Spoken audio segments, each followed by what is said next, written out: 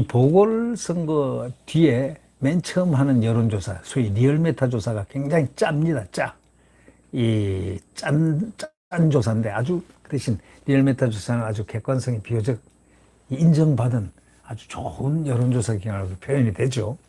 이 여론조사 기관에서 이 윤석열 총장이 36%라는 압도적인 지지율이 나왔습니다. 어떤 지금 여론조사 기관에서는 20몇 프로 해가지고 이재명한테 오차범위 내에서 좀 지는 그런 그게 나왔던데, 그건 어떤 여론조사, 뭐 여론조사 기관들은 다 많겠지만은 이 리얼메타가 오늘 낸 거 보면 36%대 이재명이가 24%입니다. 자그마한치 차이가 12%입니다. 이런 차이라면은 이거는 오차범위 정도가 아니고 오차범위 몇 배를 갖다 뛰어넘은 겁니다. 이게 바로 여론의 중심이 아닐까, 저는 바로 생각을 해봅니다. 지금 현재 윤석열의 입지는 바로 국민들이 대통령 적합도로서 윤석열을 보고 있다는 겁니다. 36%로 압도적으로 지지한다는 이 사실은, 이거는 새로운 사실이 아닐 뿐더러 아주 어떻게 변화되니까, 저번에 한번 20몇 %가 나오고 이재명이가 1위가 나오고 윤석열이가 2위가 나오니까 그 여당에서는 뭐라 했습니까? 그들 그 촐랭촐랭 하던 사람들이 거 봐라. 응? 윤석열 봐라, 앞으로 계속 떨어진다, 계속. 아니에요. 윤석열 지지율은 그렇게 쉽 떨어지고 말고 하는 그런 지지율이 아닙니다. 윤석열은 문재인 대통령이 존속하는 한 윤석열 지지율은 탄탄할 수밖에 없습니다. 왜? 이분은 이 소위 좌파 권력과 싸워온 자유민주주의와 시장경제주의자입니다. 바로 그러한 거대한 차원에서 우리는 바라봐야 됩니다. 그냥 찰나적인 지지율이 아닙니다, 이게. 그리고 흔히들 이런 얘기들 하죠. 윤석열 지지율, 옛날에 그 1등 했던 고건이라든가 말이지, 반기문. 그분들도 1등 했지만 와서 바로 사그러졌잖아? 그 사그러진 거 전 알아요. 근데 그분들은 무슨 길을 걸었죠?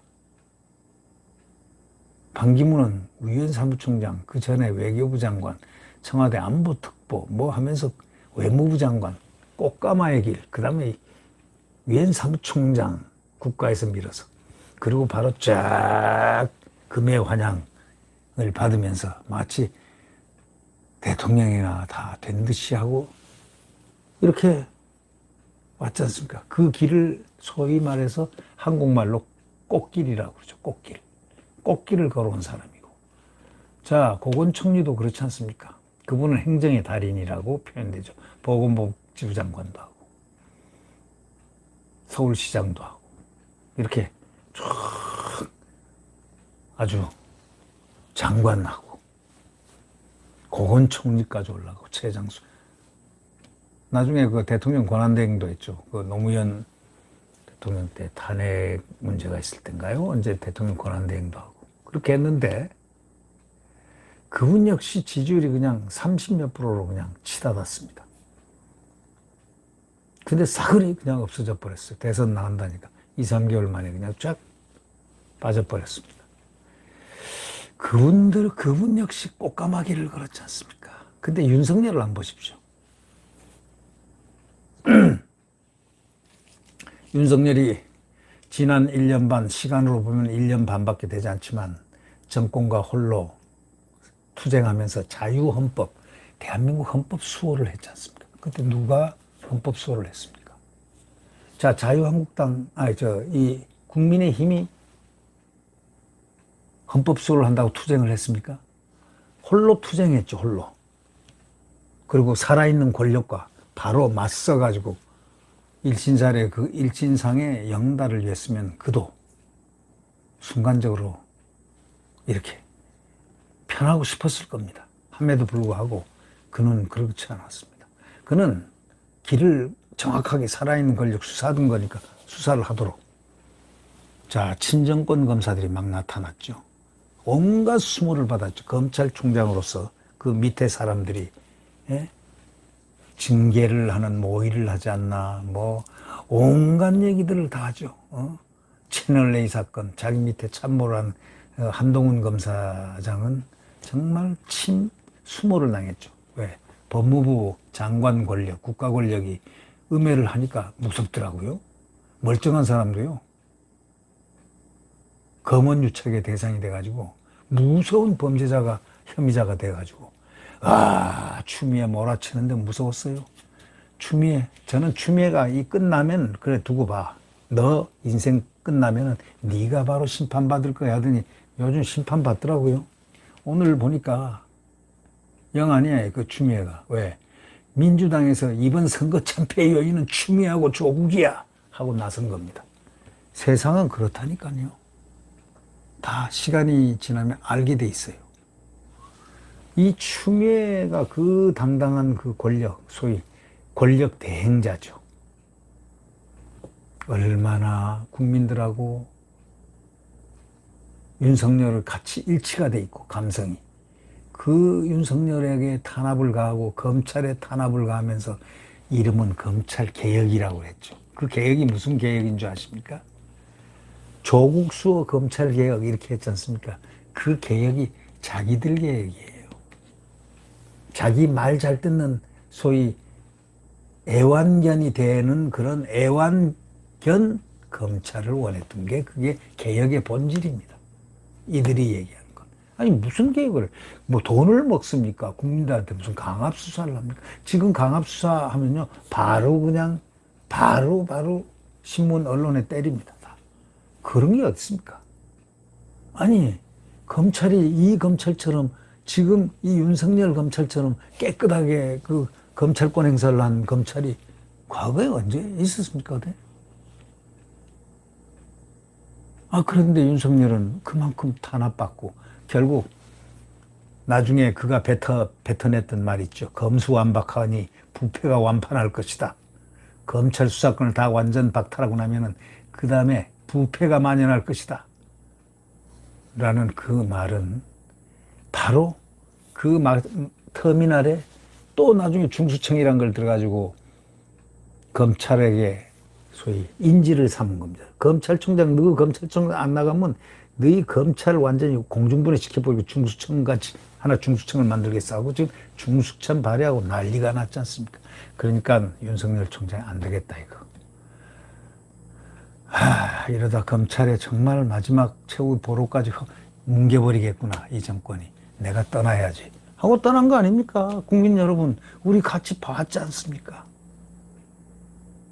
그래서 떠난 사람이 윤석열인데 그 사람이 지지율이 어떻게 해서 고건희하고 꽃가마길을 걸은 고건희하고 또 반기문의 길 그 지지율하고 숫자가 같겠습니까?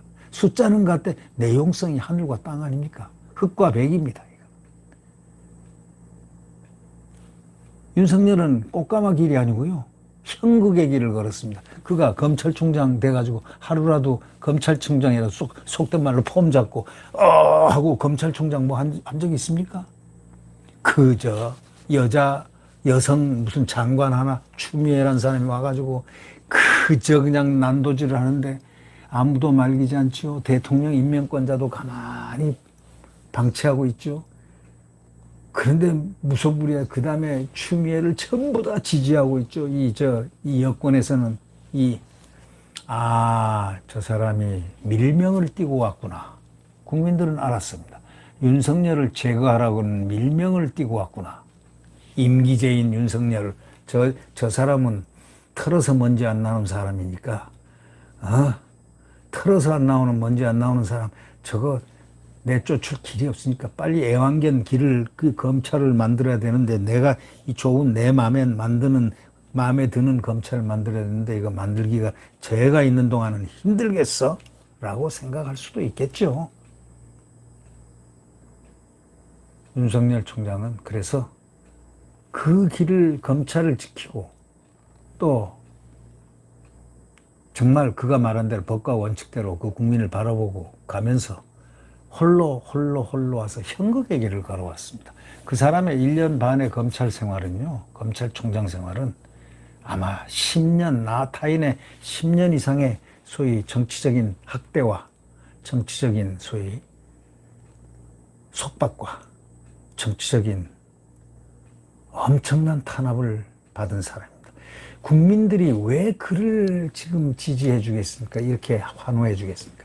같이 아픔을 같이 만났기 때문입니다. 더더욱이 이 정권이, 좌파 정권이 이러리라고는 몰랐잖아요. 이 정권이 막 무소불위하게 법도 막 찍어내고 그냥 국민의 표현의 자유, 그 남북 전단법 그것도 막아버리고 인권법도 막 자기들 마음대로 만들고 이것도 만들고 저것도 만들고 폭주하는 그 입법부를 보고 또 사법부 코드 김명수를 보고 전부 다 학을 뗐지 않습니까? 국민들이. 아니 이게 아닌데 하면서 아니 저렇게 왜 윤석열을 저렇게 탄압을 시켜야 돼.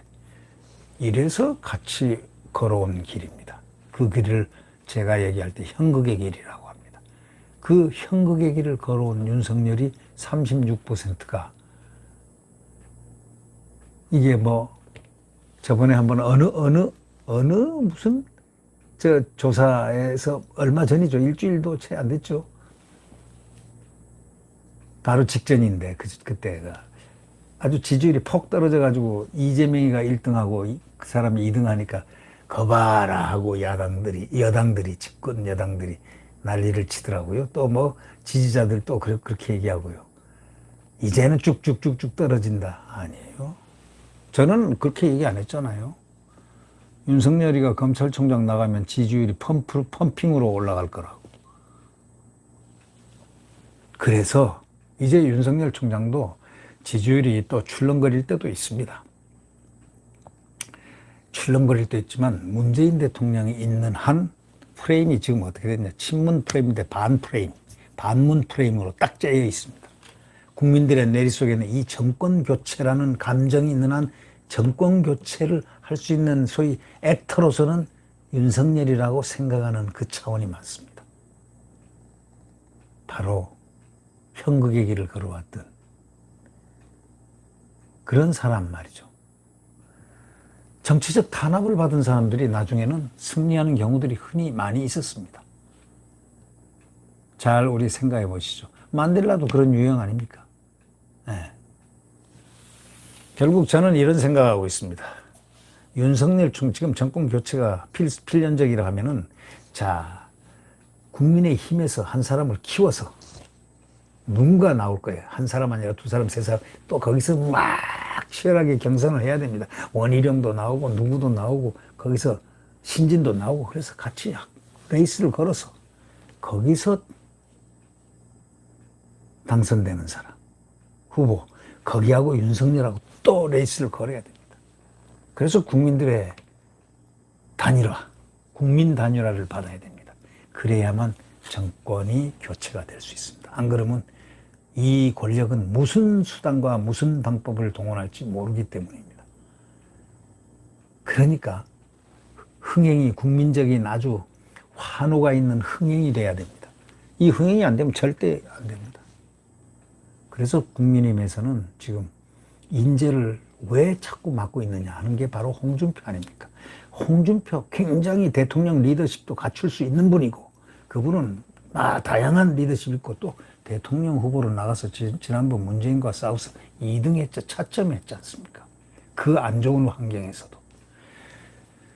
그가 걸어간 길. 근데 이 국민의힘에서는 그를 갖다가 못 들어오게 합니다.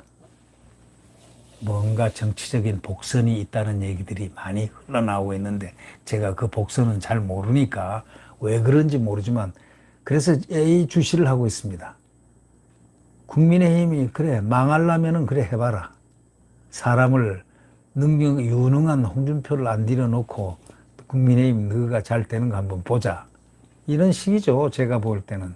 근데 그는 들어오게 돼 있습니다. 안 들어오면 안 되죠.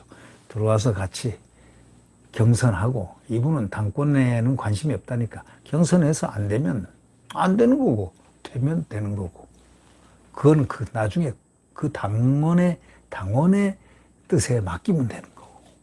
그래서 윤석열과 같이 경선하는, 그때 경선자가 아마도 한 3, 4명은 나올 것 같습니다. 한 4명 정도까지는 가상할 수 있고. 그래서 치열한 경선을 통해서 되면은, 정권 교체가 된다면 한이 없겠다, 이런 얘기죠. 네.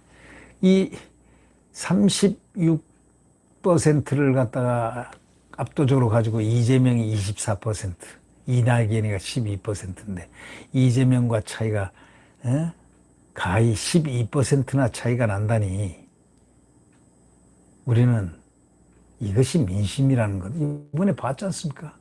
이게 바로 오세훈 지지하고 박영선 지지의 차이의 그 포인트하고 거의 유사 포인트로 퍼센티지 계산하면 나옵니다. 이런 현상이, 이것을 그대로 유지 발전시켜 나가면서 이 정권과